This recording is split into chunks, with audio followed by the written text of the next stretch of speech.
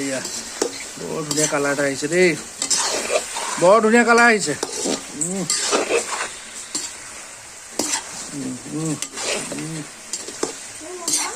বৰ ধুনীয়া গোন্ধ মিনি বৰ ভাল গোন্ধ ওলাইছে দেই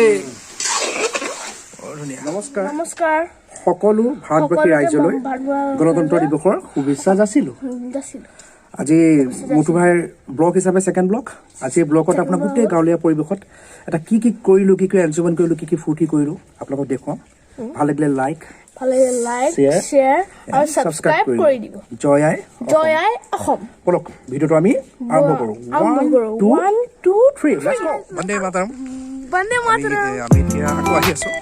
আহি আমি মানে কি কৰিব বতৰটো ডাৱৰীয়া হৈ গ'ল ব্লগিং কৰিম বুলি ভাবি আছিলোঁ ইমান ঠাণ্ডা বিচনা দিব নোৱাৰোঁ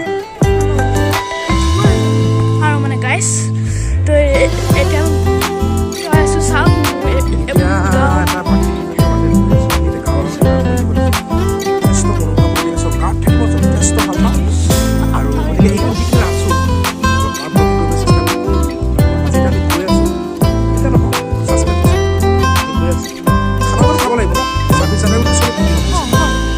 যোৱা নাই বহুতো আপোনালোকে চাই যাওক এয়া মনোমোহা পৰিৱেশ গাঁৱৰ পৰিৱেশ বাহনি হাই কৈ দিয়া বতু ৰাম দেই বতু কিবা ক'বা চাই যাব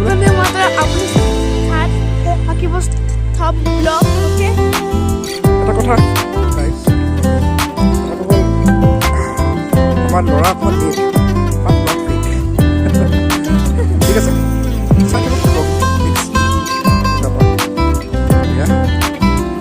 তাৰ মাজে মাজে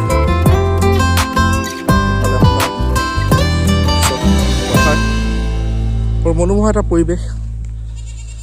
বহুত ভাল লাগে এটা মানে যান্ত্ৰিকতা এটা ব্যস্ততাৰ মাজৰ পৰা আঁতৰি আহি পিনে এনেকৈ থকাৰ ইচ্ছা মোৰ বহুত প্ৰবল ইচ্ছা আৰু আশা ৰাখিছোঁ ভৱিষ্যতে গাঁৱৰ পৰিৱেশত থাকিম আৰু গাঁৱৰ যিখিনি ট্ৰেডিশ্যনেল কালচাৰ গোটেইখিনি দেখুৱাম আৰু প্ৰত্যেকটো বস্তু উপভোগ কৰিবলৈ চেষ্টা কৰিম মাথো অলপ সঁহাৰি জনাব জয় অসম চাই যাওক নেক্সট কি কৰোঁ ৰ'দটো ওলাইছে আৰু যেতিয়া ঠাণ্ডাৰ মাজত ৰ'দটো ওলাই যায় বৰ পৰিৱেশটো মনোমোহা হৈ যায় চব এটা গাঁৱৰ পৰিৱেশ শুন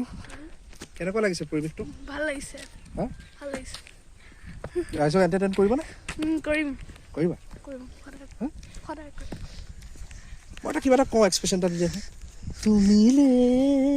দিল কি ৰে और जीने को क्या चाहिए এয়া আৰু বাপেক পুতেক কি কৰিম মই বন্ধু লিখীয়া হ'ব লাগিব যান্ত্ৰিকতাৰ মাজত আজিকালি বন্ধুবৰ্গবোৰ কমি গৈছে সকলোৱে আজিকালি অনলাইনৰ যুগত মোবাইলৰ যুগত মোবাইলৰ খেল ধেমালিৰ মাজতে আবদ্ধ কিন্তু মই চেষ্টা কৰোঁ যাতে মোৰ ল'ৰাই সেই যান্ত্ৰিকতাৰ পৰা আঁতৰি অকণমান ব্যতিক্ৰম হিচাপে গাঁৱৰ পৰিৱেশ সকলোৰে লগত মিলিজুলি গৈ ব্যৱহাৰো ডাঙৰ কথা ব্যৱসায় শিকে সন্মান কৰিব শিকে মানুহৰ লগত সোমাই পৰিব পাৰে জনসাধাৰণৰ ৰাইজৰ মাজত সেইটো বিচাৰোঁ অ'কে কওঁ চাই গৈ হেল্ল' নমস্কাৰ স্বাগতম আমি এতিয়া আকৌ আহিছোঁ এয়া আমি আহি পালোঁ আয়ুষ্মানৰ জেঠাইকৰ ঘৰত আৰু জেঠাইকৰ ঘৰত এয়া আমাৰ কণমানিজনী কোন হাই কৈ দিয়া আজি আমাৰ কি হ'ব 26 জানুৱাৰী খানা কি হ'ব ব্ৰইলাৰ কোনে ফালে আহা অঁ ব্ৰইলাৰ গতিকে আজি ব্ৰইলাৰ আয়োজন কৰিছোঁ কেনেকৈ বনাই ট্ৰেডিশ্যনেল কেনেকৈ বনাই কালচাৰেলি আমাৰ গাঁওবোৰত একদম চিম্পল চিটি লৈ পিনি উইদাউট মছলাত কেনেকৈ খানাটো হয় ৰেচিপিটো হয় আপোনালোকক দেখাম কেনেকৈ এনজয়মেণ্ট কৰিলোঁ সেইটো দেখাম কোন কেনেকুৱা লাগিব আজি ভাল লাগিব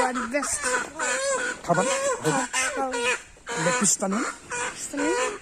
এয়া চব এটা নহয় কিন্তু হা দুটা আয়োজন হৈ গৈছে এতিয়া আমি গৈ আছোঁ আকৌ লগ পাম যোৱাৰ পাছত কেনেকৈ কাৰুকাৰ্য হয় আপোনালোকে চাই থাকিব এটা ধুনীয়া পৰিৱেশ আপোনাৰ ঘৰতে আপোনাৰ গাঁৱতে লগতে ফাৰ্মৰ ব্যৱস্থাও কৰি লৈছে বহুত ভাল কথা মানুহ আত্মনিৰ্ভৰশীল হ'ব লাগে অকল চাকৰিৰ ওপৰত নিৰ্ভৰশীল হৈ থাকিব নালাগে আজিকালি যিটো কম্পিটিশ্যনৰ যুগ অনলাইন ব্যৱস্থা আজিকালি বহুত কম্পিটিশ্যন হৈ গৈছে গতিকে এটা পদ্ধতিতে এটা খুবতে আগবাঢ়ি থাকিব নালাগে আমাৰ ভিনদেউ বহুত ভাল পদক্ষেপ আগবঢ়াইছে তেওঁ নিজে এখন ভালকৈ ফাৰ্ম এখন গঠিত কৰি যথেষ্ট কষ্ট সাধ্য কৰি চলাই আছে ভালদৰে এইদৰে তেওঁ আগুৱাই যাওক ভাল লাগিছে নাই ভাল লাগিছে জেঠুৱে কৰা কামটো কেনেকুৱা পাইছা তুমি বেষ্ট পাইছে বেষ্ট পাইছে হাৰ্ড ৱৰ্ক কৰিছেনে জেঠুৱে হাৰ্ড এইটো তুমি ডাঙৰ হৈ হাৰ্ড ৱৰ্ক কৰিব লাগিব চাকৰি বুলি কোনো কথা নাই লাইফত এইদৰে আমি আগুৱাই যাব লাগিব এইধৰণে আমি আগবাঢ়ি গৈ থাকিব লাগিব হেল্ল' এতিয়া ব্ৰইলাৰ চইলাৰ লৈ আমি পালোহি চাওক যি কৃত্ৰিমভাৱে শাক যি বজাৰত পাওঁ সেই শাক চব্জি খাই যথেষ্ট বেমাৰ সৃষ্টি হয় কিন্তু ইয়াত চাওক আপোনাৰ নেচাৰেলি এয়া মোৰ খুলখালী দুজনী খুলখালী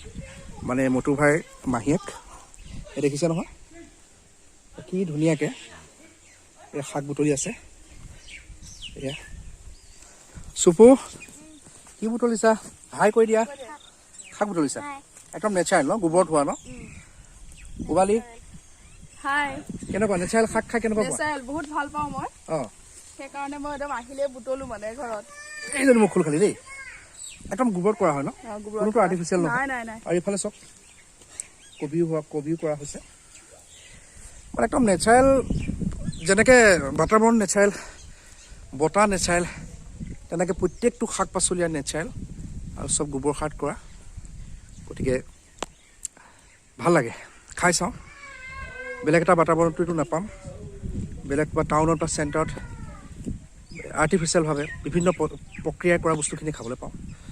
নেচাৰেল বস্তুৱে চাওক এয়া ঘৰৰ শাক গৰু গোবৰত কৰা ষ্টে টিউন জিলমিল শাক বিভিন্ন শাক আছে এই কবিও কৰা হৈছে আজি শাকো হ'ব মাংসও হ'ব নেচাৰেল মাছো বাৰীৰ এইফালে ফিচাৰী মাছ চাই যাওক এয়া ডাইৰেক্ট আমি ব্ৰইলাৰত আহি গ'লোঁ এয়া খুলখালীয়ে কাটি আছে বৰ ধুনীয়াকৈ পুৰি লৈ বস্তুটো আপোনাৰ কলপাতৰ ওপৰত বৰ ধুনীয়া লাগিছে দেই এইফালে আমাৰ পোৱালিবিলাক কাজিয়া পেচাল নকৰিবা এই কাটি আছে একেবাৰে কেৰাহীত লগ পাওঁ মধু ভাই কি কোৱা কেনেকুৱা পাইছা লগ পাই আমি আকৌ আহি গ'লোঁ আপোনালোকক প্ৰতিশ্ৰুতি দিছিলোঁ কেৰাহীত ডাইৰেক্ট আহিম বুলি মধু ভাই কি কোৱা হা কি ধুনীয়া জুইশাল আমাৰ পৰম্পৰাগত অসমীয়া সংস্কৃতি অসমীয়া কালচাৰ যি জুইশাল এয়া এবাৰ শাহুমা মা হাই কৰি দিয়ক বঢ়িয়া বঢ়িয়া বঢ়িয়া বঢ়িয়া অ' বিনি হাই অকণ কৈ দিয়ক এয়া ট্ৰেডিশ্যনেল দেই কোনো মছলা পাতি কোনো ধৰণৰ আৰ্টিফিচিয়েল নহয় নেচাৰেল ডাইৰেক্ট হালধি আৰু পিঁয়াজ দিয়া হৈছে শুন ভাল লাগিছেনে ভাল লাগিছে মনটো এয়া মনটোতো ভাল লাগিব তুমি মাংস ভাল পোৱা আমাৰ শাহুমাই বৰ ধুনীয়া ট্ৰেডিশ্যনেল বনায় একদম চিধা চিধি বনায় কোনো আপোনালোকৰ পেটৰ অপকাৰ নকৰে ময়ো খাই ভাল পাওঁ এয়া জালুকৰ কথা পাতি থকা হৈছে এইটো এটা সৰু ল'ৰা ছোৱালীৰ কাৰণে বনাই থকা হৈছে আমি এয়া ঠিক আছে এয়া পিঁয়াজ ভাজি থকা হৈছে পিঁয়াজ আৰু হালধি কোনো আৰ্টিফিচিয়েল নাই অলপ চাগে জালুক পৰিব দেখা গৈ আছোঁ আপোনালোকক অকল পিঁয়াজখিনি অকণমান ৰঙচুৱা হ'বলৈ দিছে চাগে চব গাইজ জয় অসম দেই আকৌ জয় অসমটো কিন্তু মই কৈয়ে থাকিম অসমীয়া ল'ৰা হিচাপে এয়া আদা নহৰু আৰু আমাৰ কেঁচা জলকীয়া পেষ্টটো কৰি তাত দি দিলে আৰু জাষ্ট আমাৰ ঘৰৰ গোটা জালুক ঠনকৈ পিচি তাৰ ওপৰত দি দিয়া হৈছে নেখিনি এয়া আৰু জান নিজান হালধি অকণ দি দিছে এয়াই জুইশালত একদম নেচাৰেলি পৰম্পৰাগতভাৱে এতিয়া এইখিনি মছলাখিনি ভালদৰে আপোনালোকে দেখিছে নহয় বৰ জ্বলা হ'ব ঝাল হ'ব কিন্তু এই ঝালটো আপোনাৰ অপকাৰ নকৰে পৰ্যায়ক্ৰমে বস্তুখিনি আগবাঢ়ি গৈ আছে আপোনালোকক দেখাই আছোঁ ঠিকে আছে এনেকৈ হাতেদি দি দিয়ক নিমখ দিয়া হ'ল সেইটো এটা ট্ৰেডিশ্যন আমাৰ হয় নহয় মা হ'ব মছলাখিনি ভাজি আছে ভাজ খওক আকৌ নেক্সট ষ্টেপ দেখাই আছোঁ মছলাখিনি অলপ গৰম পানী দি দিয়া হৈছে বৰ ধুনীয়া গোন্ধ এটা ওলাইছে বুজিছেনে এইটো মানে ব্যক্ত কৰিব নোৱাৰে এনেকুৱা ধুনীয়া গোন্ধটোকে লৈ আছিলোঁ ঢাকি দিব ন ঢাকি দিওঁ মা ঢাকি দিওঁ এয়া বৰ ধুনীয়া কালাৰ এটা আহিছে দেই বৰ ধুনীয়া কালাৰ আহিছে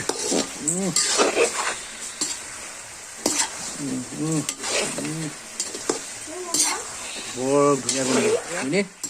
পানী দিয়া হ'ল, জুই ভালকৈ জ্বলি আছে, বুকবুকনি উতলি আছে।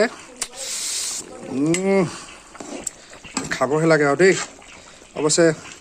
লাষ্ট মমেণ্টত টেষ্টিং কৰি দেখুৱাম আপোনালোকক কেনে লাগিলে। নিশ্চয় ভাল লাগিব। ঘৰুৱা ৰেচিপি, ঘৰতো ট্ৰাই কৰিব পাৰে, কোনো অপকাৰ নকৰে আৰু সম্পূৰ্ণ আমাৰ এটা গাঁৱৰ পদ্ধতিত বনোৱা হৈছে।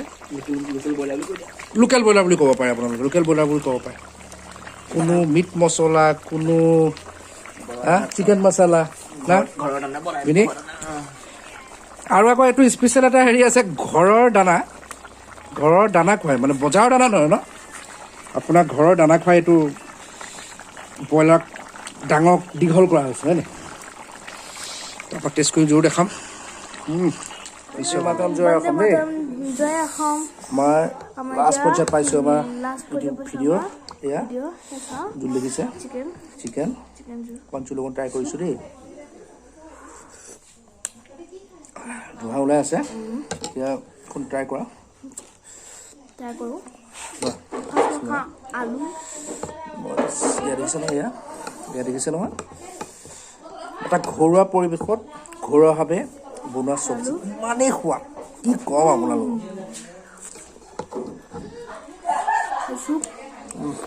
মাংস খাই খোৱা, মাংস খোৱা গৰমটো গৰম।